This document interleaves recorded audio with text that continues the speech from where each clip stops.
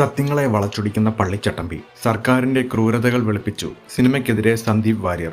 ടോവിനോ തോമസിനെ നായകനാക്കി ഡിജോ ജോസ് ആന്റണി സംവിധാനം ചെയ്ത പള്ളിച്ചട്ടമ്പി സിനിമയ്ക്കെതിരെ കോൺഗ്രസ് നേതാവ് സന്ദീപ് വാര്യർ. ആദ്യ കമ്മ്യൂണിസ്റ്റ് സർക്കാരിനെ സിനിമ അവതരിപ്പിക്കുന്നത് വസ്തുതകളെ മറച്ചുവെച്ചോ അല്ലെങ്കിൽ ബോധപൂർവം വെള്ളപൂശിയോ ആണെന്ന് സന്ദീപ് വാര്യർ വിമർശിച്ചു.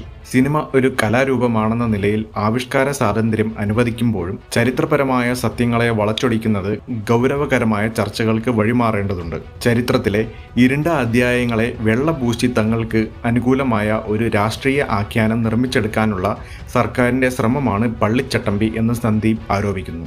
വിമോചന സമരത്തിന്റെ ഏറ്റവും വേദനിക്കുന്ന പ്രതീകമായിരുന്നു ചെറിയ തുറയിലെ പോലീസ് വെടിവെപ്പിൽ കൊല്ലപ്പെട്ട ഫ്ലോറി എന്ന ഗർഭിണി. ഒരു ജനാധിപത്യ സർക്കാരിന്റെ കീഴിൽ നടന്ന ഇത്തരം കിരാത നടപടികളെ സിനിമ കൈകാര്യം ചെയ്ത രീതി അങ്ങേയറ്റം വിചിത്രമാണ്. ഭരണകൂടമോ മുഖ്യമന്ത്രിയായിരുന്ന EMSO അറിയാതെ പോലീസ് സ്വന്തം നിലയ്ക്ക് ചെയ്തതാണ് ഈ ക്രൂരത എന്ന മട്ടിലുള്ള ചിത്രീകരണം സത്യസന്ധതയ്ക്ക് നിരക്കാത്തതാണ്. ഒരു സർക്കാരിന്റെ കാലത്ത് നടക്കുന്ന പോലീസിന്റെ വെടിവെപ്പിന്റെ ധാർമ്മികവും രാഷ്ട്രീയവുമായ ഉത്തരവാദിത്തം ഭരണാധികാരിയിൽ നിന്ന് മാറ്റി കാണിക്കുന്നത് പൊളിറ്റിക്കൽ വൈറ്റ് വാഷിംഗ് അല്ലാതെ മറ്റൊന്നുമല്ല.